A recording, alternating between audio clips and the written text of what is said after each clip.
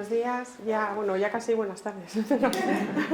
Bueno, pues ya yo creo que cierro todas las sesiones y bueno, vengo del Instituto de Salud Carlos III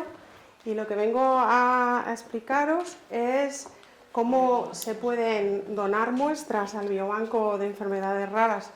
del Instituto de Salud Carlos III y cómo este instituto ofrece dos recursos que creo que son fundamentales para los pacientes que tienen una enfermedad rara. Por un lado, ofrece el registro de enfermedades raras para que los pacientes se inscriban en este registro y dar visibilidad a la enfermedad. Y por otro lado, otro de los recursos que proporciona es el biobanco de enfermedades raras que se llama Bionet, donde los pacientes pueden donar muestras y estas muestras son utilizadas en proyectos de investigación para conseguir avances en tratamientos, en terapias y en conocer las causas de las enfermedades. ¿Pero qué es un registro de pacientes? Pues un registro es una base de datos que lo que hace es recopilar información sobre un grupo de pacientes que padecen una enfermedad en particular. Además, permiten elaborar planes sanitarios, ya que permite conocer cuántos pacientes hay de una enfermedad, su distribución y su perfil clínico. Por otro lado, sirven como sistemas de vigilancia de la enfermedad, porque proporcionan indicadores sanitarios sobre su frecuencia y su evolución, cosa que es fundamental en las enfermedades raras. Y además permite identificar pacientes que pueden participar en ensayos clínicos. Estos ensayos nos van a permitir tener nuevos hallazgos y posibles tratamientos para las enfermedades. El registro de pacientes de enfermedades raras del IER se accede a él para registrarse a través de esa dirección y es un proceso, la verdad es que bastante sencillo, ahora os lo voy a mostrar. Pero ¿por qué es importante registrarse? Produce beneficios tanto para la persona que padece la enfermedad como para la comunidad, porque tal y como he comentado, mejora la planificación sanitaria y la distribución de recursos, que siempre va a ayudar a los pacientes a su cuidado y los va a apoyar. También permite tener acceso a información, ya que una vez que entras a formar parte del registro, puedes conocer asociaciones,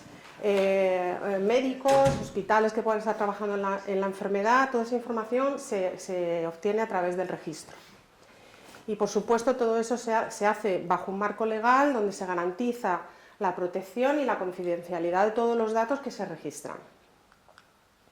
El proceso es sencillo, como os he comentado, son 3 pestañas que hay que rellenar. La primera de ellas son los datos generales del paciente con nombre y apellidos y los datos de contacto. La segunda pestaña son los datos, igual que en la anterior, del solicitante, ya que puede ser que no sea el mismo paciente el que padezca la enfermedad, sino que sea un tutor legal. Y la tercera, en ella lo que se registra se identifica, en este cuadro de aquí, se pone el nombre de la enfermedad tal y como usted la conoce, y lo que sí que hay que adjuntar es un informe clínico donde un médico explique qué enfermedad padece para tener garantías de que la persona que se está registrando padece esa enfermedad. Una vez que se guardan estas 3 pestañas, lo que se abre es otra donde se ofrece un consentimiento informado que se puede rellenar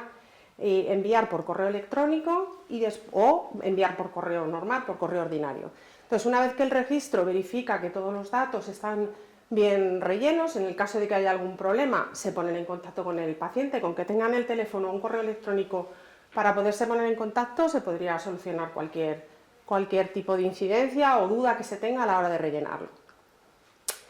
Pero cuando se hace esto, el registro lo que hace es asignarle al paciente un número de registro y con ese número podría acceder ya al registro a toda esa información que os he comentado. Pueden incluso entrar y rellenar cuestionarios sobre su propia salud, en cuanto a cómo se encuentra, qué síntomas tiene. Todos esos datos luego a nivel epidemiológico son muy importantes. Entonces, bueno, pero eso se puede hacer luego a posteriori. Pero que es importante sobre todo saber que los datos que se están registrando ahí son datos confidenciales que van a estar almacenados por tiempo indefinido en este registro. Se les añade un código único para no hacer, o sea, que solo exista por parte del registro, puede hacer esa combinación entre datos personales y la enfermedad.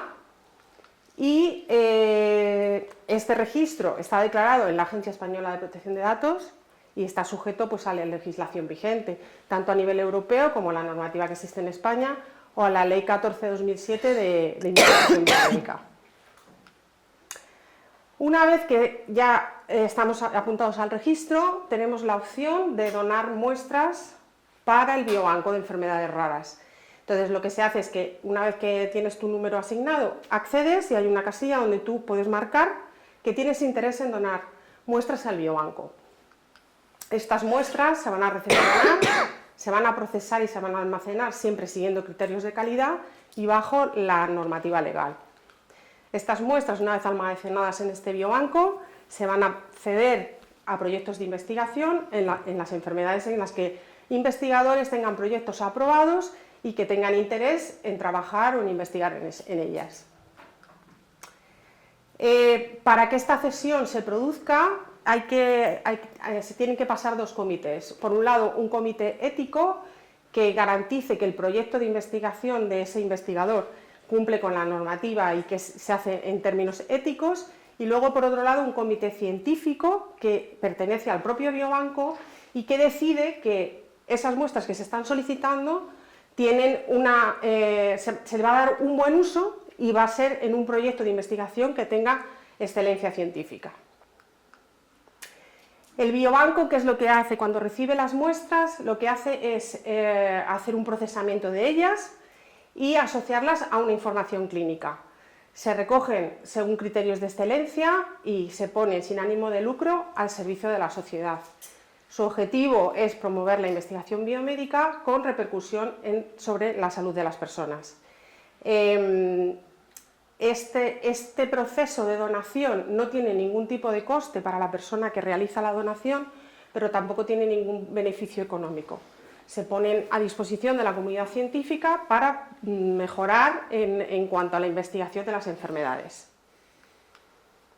Todas estas muestras y estos datos que entran en el biobanco son pseudonimizadas, o sea que se asigna un código a esas muestras y solo los responsables del biobanco, que firman las correspondientes autorizaciones, tienen acceso para hacer un cruce entre esas muestras y los datos de la persona que ha realizado esas donaciones. Por supuesto, cuando esas muestras dan lugar a resultados científicos, se van a publicar en revistas científicas, pero en ningún momento se va a dar identificación de la persona que ha donado esas muestras para la investigación. En el caso de que haya personas en la asociación que quieran donar muestras, ¿qué es lo que hay que hacer? Bueno, pues lo primero, inscribiros en el registro del REPER, que es lo que he comentado al principio de la presentación, y mostrar esa voluntad de donar muestras. Para ello, el registro solicitará la colaboración de un clínico que puede pertenecer a un hospital o a un centro de salud para realizar lo que es la donación de las muestras. En este caso sería de sangre, aunque también se pueden donar muestras de tejidos, de epitelio o biopsias de distintos órganos, o sea, todo ese tipo de muestras se pueden recoger. Lo que es más frecuente es donar muestras de sangre porque es mucho menos invasiva y porque además a partir de la sangre se pueden generar muchos tipos celulares, organoides incluso, a partir de la generación de IPS y luego organoides, como han estado comentando en las charlas anteriores, que no sé si lo sabéis, pero se pueden generar órganos prácticamente de cualquier órgano que pueda estar afectado en alguna enfermedad, que en el caso de las enfermedades raras, que son multisistémicas y que afectan a muchos órganos, esto es de muchísima utilidad porque a partir de una muestra de sangre de un paciente generas unas IPS, que son unas células pluripotentes, que lo que quiere decir es que pueden dar lugar a distintos órganos en cultivo y con determinadas condiciones, y puede permitir investigar un paciente que tiene afectados varios órganos y hacer estudios en los distintos órganos con las distintas afecciones que tenga. Entonces, en este caso lo que se haría es que, como he comentado, el registro pediría la colaboración de los clínicos y se articularía el siguiente proceso. Lo primero que se hace es que cuando ya el paciente manifiesta a su médico, por ejemplo, que quiere donar muestras al biobanco, lo que se hace es que se le envía a ese médico, se le envían unas instrucciones y lo que se hace es que se acuerda una fecha de donación entre el clínico, la familia y el biobanco. Se hace ahí, esos tres actores se ponen de acuerdo. Vamos a poner, por ejemplo, que sea el 5 de abril del 25, que es mi cumpleaños y he puesto esa fecha, pero me ha parecido adecuada.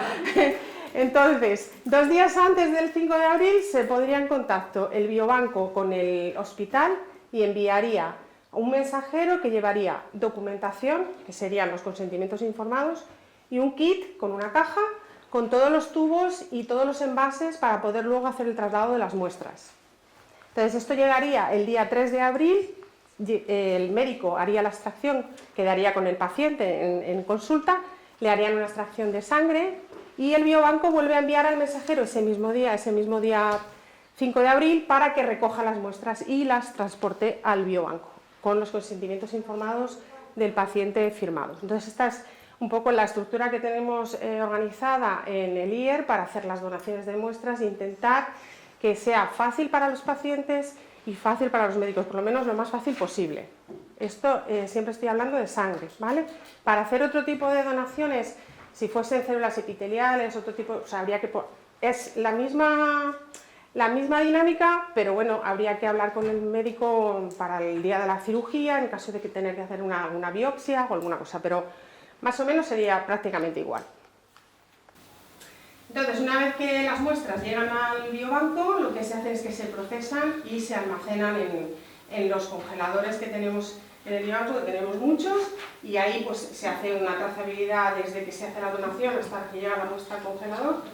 y lo que se hace es apuntarlas en un catálogo que tenemos de muestras, donde ahí se ofrece a la comunidad científica tipo de enfermedad que se tiene registrada y tipo de muestras que se están almacenando, porque a partir de la sangre no solo se almacena la sangre, sino que se almacena plasma, suero, ADN, células PBMCs, a partir de las cuales se producen luego las IPS y los organoides, por ejemplo, y todo eso se queda dentro de ese catálogo. ¿Qué pasa? Que un investigador que pueda tener un proyecto de investigación en una enfermedad rara en Alemania, por ejemplo, podría entrar en contacto con nosotros porque puede ver en ese catálogo qué muestras hay. Si le interesan 5 muestras que hay de una enfermedad rara, se pone en contacto con nosotros y nosotros tenemos que verificar que ese investigador tiene un proyecto aprobado por un comité de ética y nuestro comité científico decidir que realmente se va a utilizar con un fin de investigación y que está todo siguiendo la legislación vigente. Entonces, una vez que ya se articula esa cesión, pues se enviarían las muestras al investigador para que pudiera realizar el proyecto que tenga en marcha en ese momento. Vuestra asociación, por lo que me ha comentado Pilar, quiere participar en distintos proyectos de investigación. Entonces, pues se tendría que hacer las donaciones y luego hacer esas sesiones que las tendrían que solicitar los investigadores interesados. Entonces, sí que es verdad que nos ha comentado Pilar que teníais mucho interés en conocer, después que se ha realizado la donación de esas muestras, en qué proyectos en concreto están participando cada uno de los donantes, si participan en uno, en dos o en cuáles son. Entonces, esa información es bastante sensible, porque para que eso pueda ocurrir, el propio donante tiene que autorizar al biobanco que revele a la asociación en qué proyecto está participando cada uno. Entonces, para eso lo único que habría que hacer, o que hemos estado en estos últimos días gestionando, de qué forma se podría hacer para proteger al paciente y proteger todas las muestras y todo lo que os he comentado hasta ahora, y sería pues que los donantes firmaran esa autorización y junto con el consentimiento informado el día que se hace la donación en el hospital o en el centro de salud de la muestra, se firmase esa autorización donde se explicara que el biobanco puede informar a la asociación de que este donante en concreto ha participado o está participando en un proyecto de investigación en concreto. De todas formas, todo esto lo estamos ahora mismo articulando y lo tenemos, hemos hecho una consulta a la LOPD del Instituto de Salud Carlos III, que es el que nos lleva toda la protección de datos, para ver cómo podemos hacerlo de forma segura y bueno, pues eso, para que no haya ningún problema. Bueno, pues esto es un poco un resumen de lo que os he comentado: registro, donación, cesión, investigación y, lo más importante, las posibles terapias a las que puedan llegar cuando se desarrollen esos proyectos de investigación. Es muy importante, yo creo que todos lo sabéis, pero bueno, yo os lo he traído aquí por recalcarlo, que es muy importante que los pacientes necesitan de la investigación para llegar a las terapias, pero los investigadores necesitamos que los pacientes colaboren con nosotros pues haciendo donación de muestras para poder hacer investigación, y en enfermedades raras muchísimo más, porque tienes muy poca representatividad de la enfermedad, entonces cualquier paciente, eso sea uno, puede permitir un gran avance. Y todo esto pues al final repercute en los propios pacientes, ya que pues eso te ayuda a determinar las causas, a identificar estrategias terapéuticas y el traslado a la clínica. Y luego otra cosa que yo creo que es bastante importante en los últimos años es que se está consiguiendo llegar a lo que es la medicina personalizada. Que muchas veces pues, hay pacientes únicos que te pueden, pues eso, el desarrollo de IPS, organoides, todo esto te puede estudiar un paciente, te puede permitir incluso probar tratamientos que haya o fármacos que ya estén aprobados para otras enfermedades en modelos celulares de un paciente en concreto, hacer un screening de todos esos fármacos que están aprobados y hacer pruebas, incluso llegar a tener incluso una terapia personalizada, lo cual yo creo que a los pacientes con enfermedades raras es fundamental. Bueno, esto es un tríptico que nosotros tenemos en nuestro instituto, que bueno, lo he querido traer un poco pues para que se os quede. Aquí tenéis acceso a códigos BIDI para lo que se muestre lo que hacemos en el Instituto de Salud Tercero, en el IER, que hay muchos grupos de investigación dedicados a distintas enfermedades raras, y podéis tener acceso a la información, cómo entrar en el registro para hacer el registro que os he comentado antes y cómo hacer una donación al Bioner. Y bueno, este es nuestro equipo de trabajo. Todos estos de aquí son la parte del biobanco, que es donde yo estoy más directamente implicada, junto con Beatriz Martínez. Y luego, por supuesto, la directora Eva Bermejo del IER, que es la que apoya y promueve que todo esto sea posible. Y Verónica Alonso, que es la encargada del registro y con la que probablemente contactéis en caso de que tengáis interés en registraros si tengáis algún tipo de duda. Y estas son las instalaciones con los congeladores, los tanques de nitrógeno donde guardamos las células y bueno, un poco para que veáis dónde trabajamos. Y nada, muchas gracias y si tenéis preguntas...